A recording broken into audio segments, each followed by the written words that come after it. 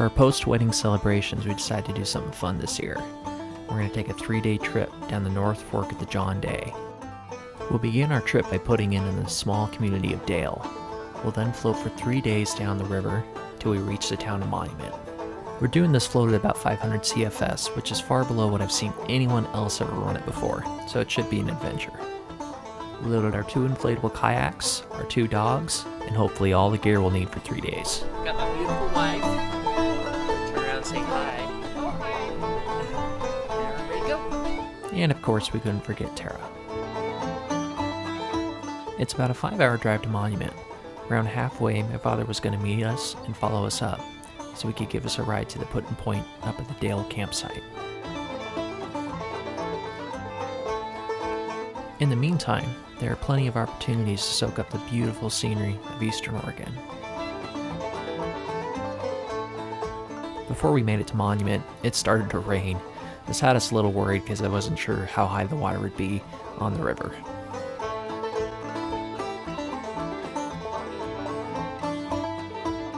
Well, if the high waters were going to kill us, at least we had a beautiful rainbow to look at before we died.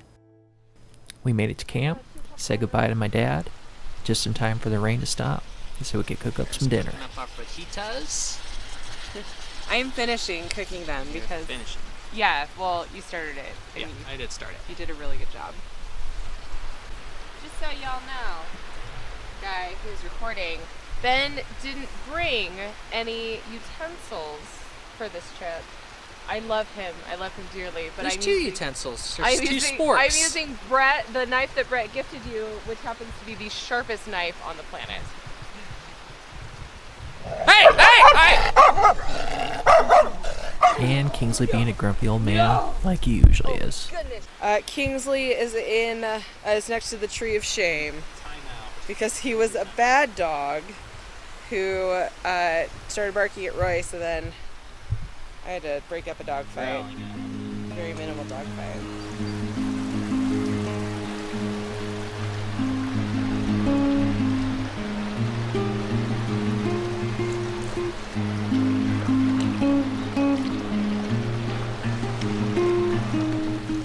Since we're not doing any floating today, there's plenty of time to walk around and enjoy what was left of the spring flowers.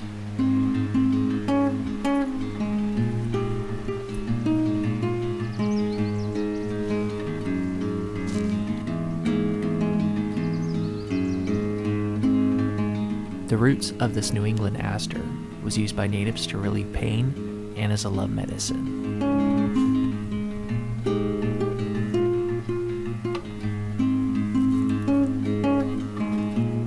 Here's another member of the aster family as well, a relative to the sunflower.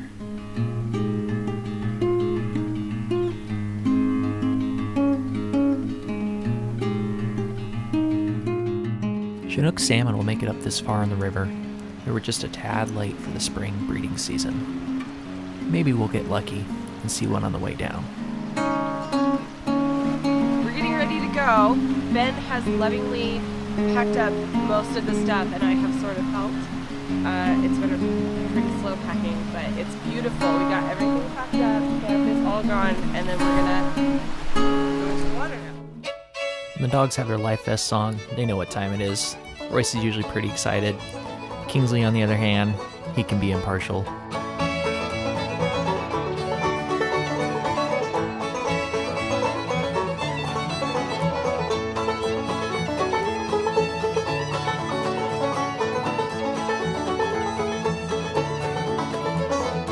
Royce loves to sit up on the bow of the kayak, happy to see everything that's coming his way, including a family of wood ducks. But for the first big set of rapids, we decided to line one kayak down with Tara and the dogs on the side, while I would go for it on my own. Being the first time on this river, I wanted to make sure I got a good feel of it before I started dragging my wife into the white water. Just went down that rapid. I had to help Tara line hers around. She didn't want to go through it. It was pretty fun though. The North Fork is a great introductory into whitewater. Small Class 2s are typically shoot straight down the middle, with nice, long, flat pools to follow, in case you tip over. With the water as low as it was, we ran into a lot of rocks, which means getting out and dragging the kayak. Break time to warm up in the sun was mandatory.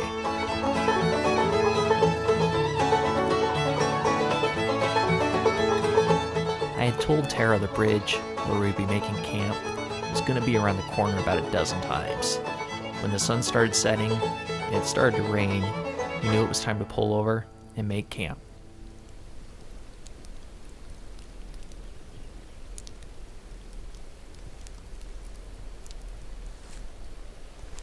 We found a nice gravel bank with ponderosas and soft grass flanking the side. I made a fire and set up a tent with the rainfly in anticipation of the dark clouds we could see moving in. There's Kingsley sleeping. Everyone, especially Kingsley, was tired and ready for a good nap tonight. Long day on the river. And just as we suspected, It is raining outside quite a bit. We are stuck in here. Tara's riding in the log, Yes. and the doggies are... Well, Royce is cleaning himself. And Kingsley snuggled up like a buck. Aren't you, Royce? and boy did it rain. Second day on the river, and we are reined in. Tara's packing, Yes, I doing a magnificent job. It has basically been pouring all night long. Fortunately, I had this lean-to set up, and we covered all our stuff in here. I had to make a fire this morning to try to help dry out some of our gear, or at least make it warm while we put it on. And good oatmeal for breakfast, had some little smokies, boats are over there. Have to hop back on the river, and hopefully we should be making it to the bridges, which was where we were supposed to make it last night. And then the water has gone up a little bit, so hopefully that helps with those pesky rocks. Royce just had his breakfast, so he's doing pretty good. Okay, see you on the river. So you may notice I'm wearing shorts. I have some really nice kayaking pants I decided to leave at home. Seeing that they're, be temperatures around 90 to 95 degrees, I would pretty much regret that later on.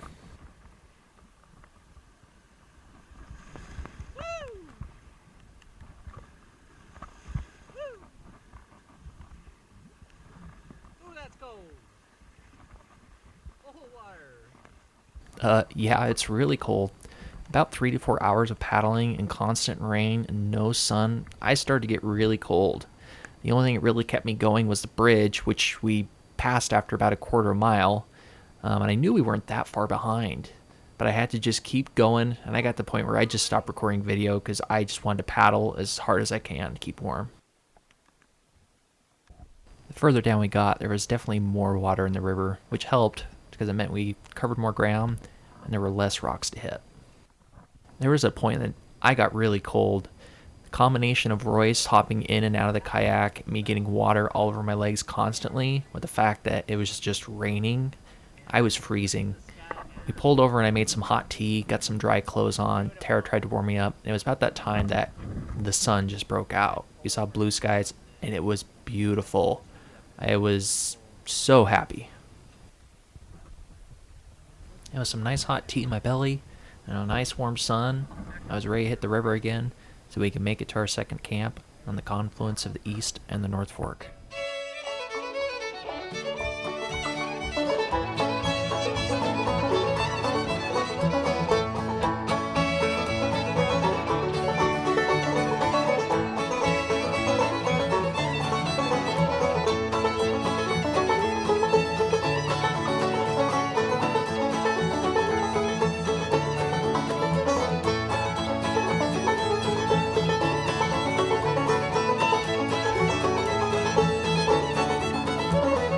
With the East Fork off to our left, I knew we finally reached our destination. The canyon opened up with some of the large, picturesque John Day terraces, the type its larger cousin is known for.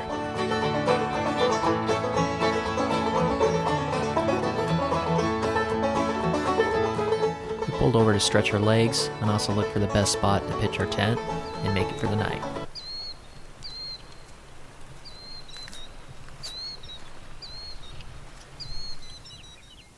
We took a short hike up to a ridge point to catch a glimpse of this huge crevice in the earth we've been traveling through the last few days. Views from up here are really spectacular, and after several days of paddling, all you can do is just sit up here and take it in.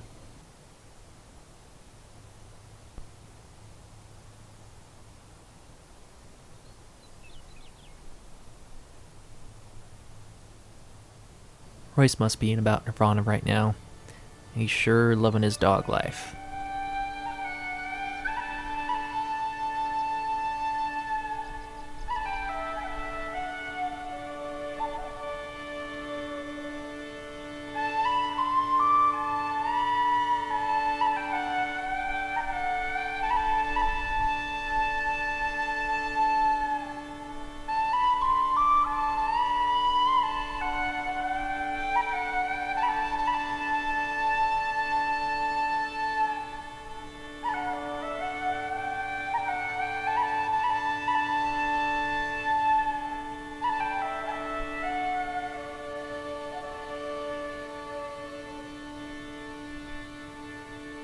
My young love said to me, my mother won't mind. Back in camp, we're enjoying all the amenities one can take down an inflatable kayak.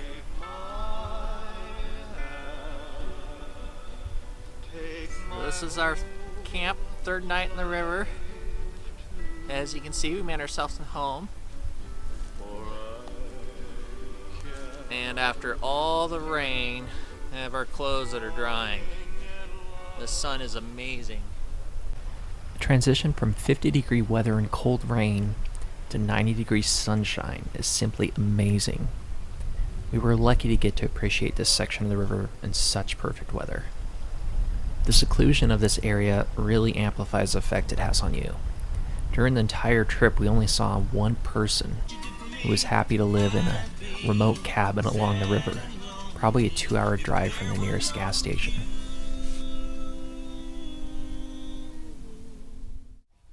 At this point in the trip, Tara was ready to relax. How you doing, Tara? I'm doing fantastic. Like that hammock? I love hammock time. Yeah. Are you happy we survived it on the river today? So far, yes. Yeah, I guess we still have tomorrow. 16 more miles. Yeah.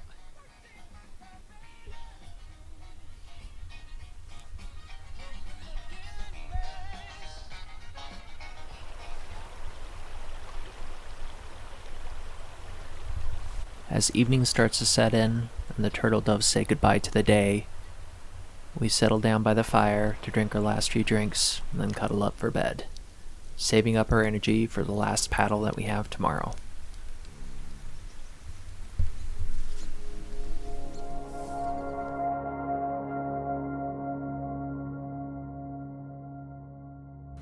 Ursa Major points the way north, in case I forget. In the Oregon desert, the stars don't look like they do anywhere else.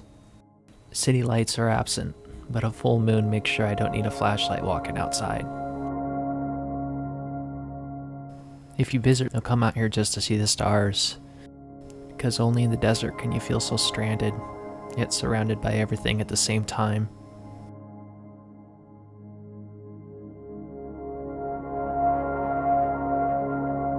Through a camera, a few second exposure can turn the night into day, and reveal so many stars we can just barely see with our eyes.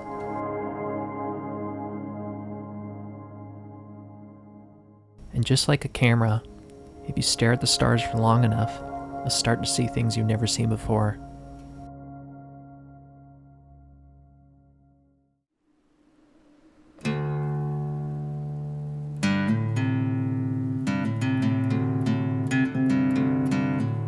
I had to wake up early and take Royce for a morning walk.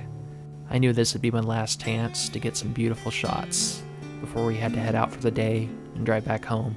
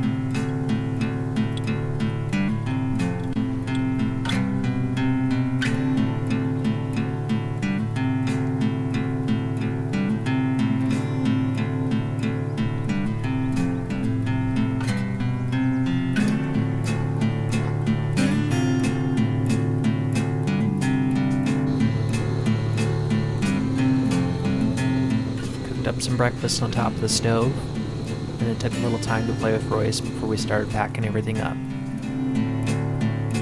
There was these root balls that looked like they were left over from a forest fire that had washed up onto the shore and were in the perfect shape of a ball.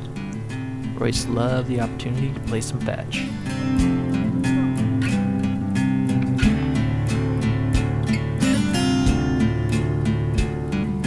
are getting ready to go. Final campsite all packed up. Bear's got his shades on. Dog's got their life vests on. All packed up. Let's stretch the trip. Here we come, John.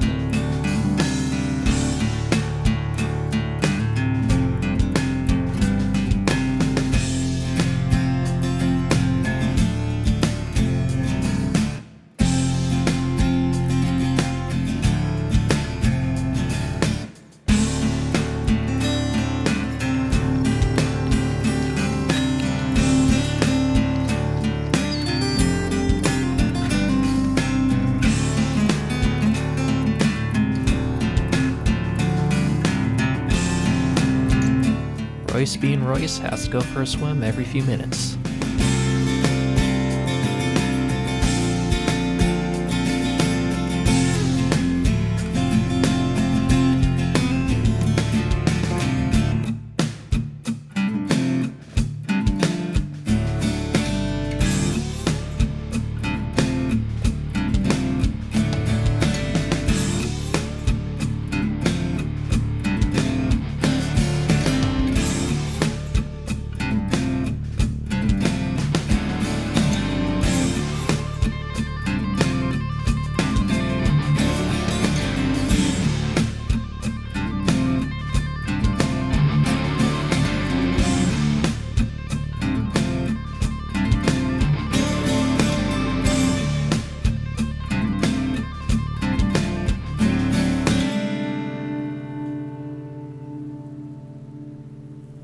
As we hit lunchtime for our final day on the river, we stopped at a beautiful place on the bank for lunch with some cattle as company to make sure we knew we weren't alone. Other side.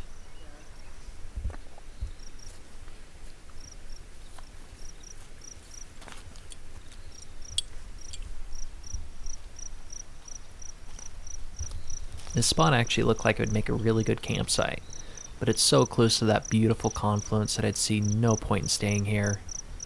But it makes a great spot to stop for lunch.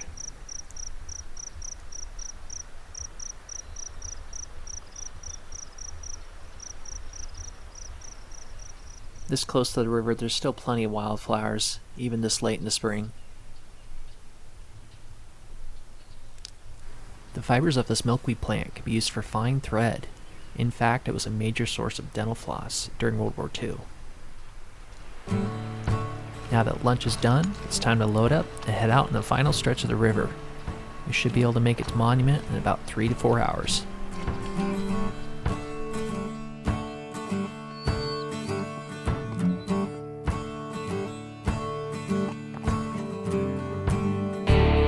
At this point in the river, some of these stretches are really flat, and sometimes you need to paddle pretty good to make sure you make any headway.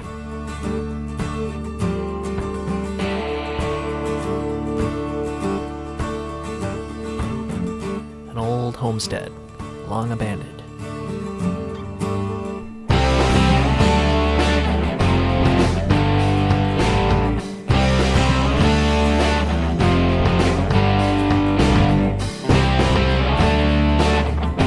At this point, Tara hit a rock and flipped over, so I paddled as quick as I could to catch up to her.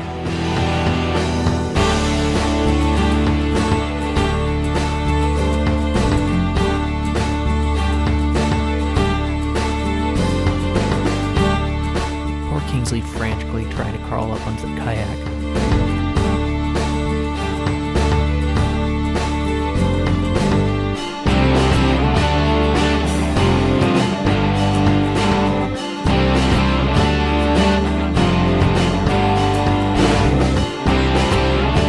This is the second time Tara flipped over on the trip.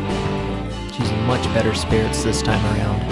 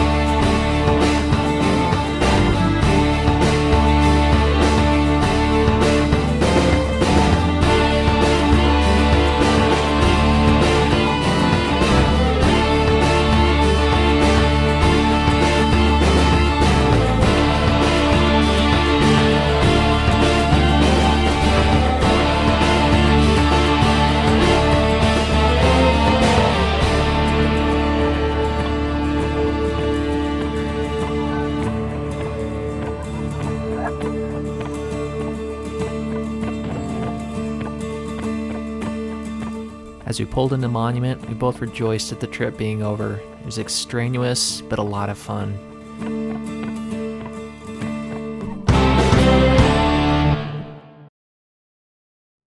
I hope you thoroughly enjoyed this video, and that it makes you want to explore one of America's hidden rivers.